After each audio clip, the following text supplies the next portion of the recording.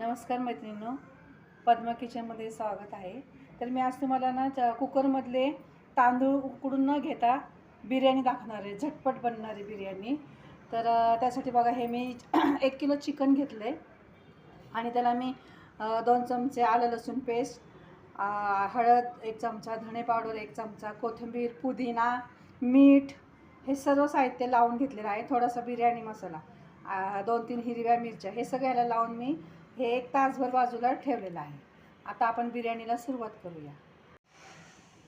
आणि ही 1 वाटी दही मी ह्याच्यामध्ये घातलेलं आहे. दह्याशिवाय बिर्याणीला टेस्ट येत नाही.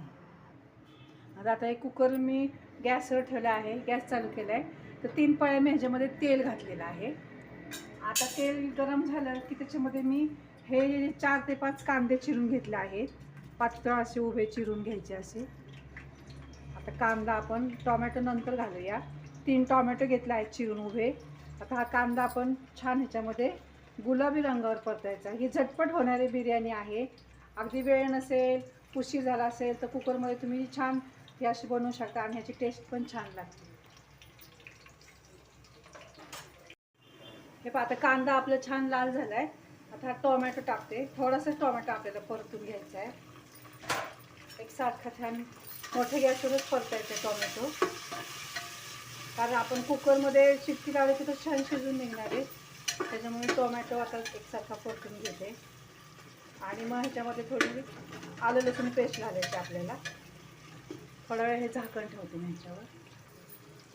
आता टोमॅटो आपलं झालं छान लाल, थोडंसं त्याला परतलं आहे. आता ह्याच्यामध्ये घालणारे मी अगोदर 2 चमचे घातले ते आलं लसूण पेस्ट. आता 1 ते 1.5 चमचा आलं लसणाची पेस्ट. त्याच्यामध्ये मी कोथिंबीर वाटलेली आहे, त्याच्यामध्ये हिरवे दिसले आहे. तर त्याच्यामध्ये घालणारे मी बिर्याणी मसाला. आता तो तुमच्या आवडीप्रमाणे घाला तिखट, कारण मॅरिनेशन करताना आपण त्याला हे घातलेलं आहे, हिरवी मिरची, थोडासा बिर्याणी मसाला. त्याच्यामध्ये मी थोडंसं घातलेलं आहे. थोडंसं चवीपुरतं मीठ घालायचे, त्याला पण लावलेलं आहे. लागत असेल तर पुन्हा टाकायचं. आता ह्याच्यामध्ये आता हे मॅरिनेट केलेलं चिकन आता घालते मी. आता हे चिकन घालून ह्याला आपण छान परतायचं एकसारखं. 1 किलो चिकन आहे, त्याला मी 1 किलो तांदूळ घेतले. 7 ते 8 जणांसाठी करते मी बिर्याणी, झटपट होणारी आहे. हे बघा, ह्याला आता ह्याला मी हलवले छान. आता ह्याच्यावर 5 मिनिटं मी असंच झाकण ठेवणार. हे पाहता, हे मी झाकण काढले.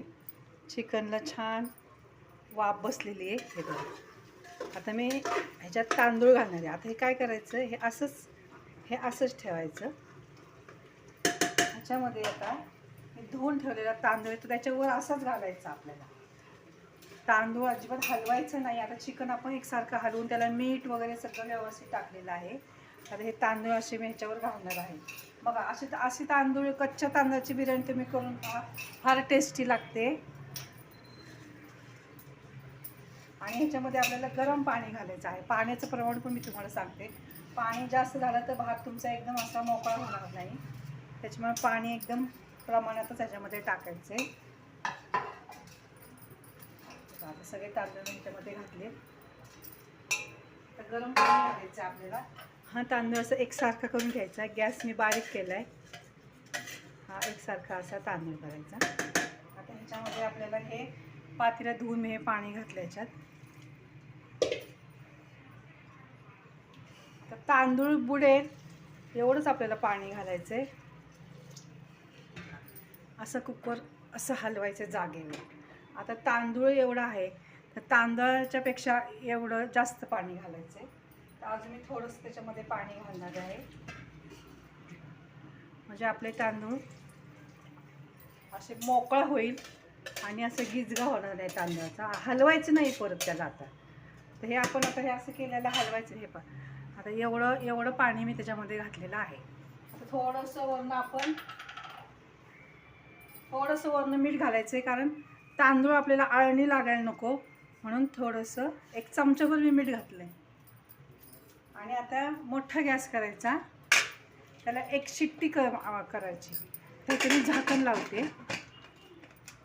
आता आपण याला एक मोठा गॅस करायचा, त्याला एक शिट्टी करायची आणि एक शिट्टी झाल्यानंतर बारीक गॅस करायचा आणि त्याला दुसरी शिट्टी व्हायला लागली की आपण गॅस बंद करायचा. हे पहा आता आपला कुकर गार झालाय. भात आपलं इतकं छान शिजलाय, तांदूळ असं उभं राहिलाय, तांदूळ लगेच तुटतोय. आता आपण ह्याला काढून घेऊया. हे पहा कुठेही त्याचा गिचका झाला नाही, असा मोकळा झाला आहे, मोकळा खळखळीत झाला आहे. आता हा मी काढून घेते. हे पहा, ही अशी छान मी बिर्याणी तयार केली आहे कुकरमध्ये, कच्च्या तांदळाची. खूप टेस्टी लागते आणि झटपट होते. तुम्ही पण ही अशी करून पहा आणि तुम्हाला आवडलं असेल तर लाईक सबस्क्राईब करा आणि मला कॉमेंट्समध्ये सांगा. धन्यवाद.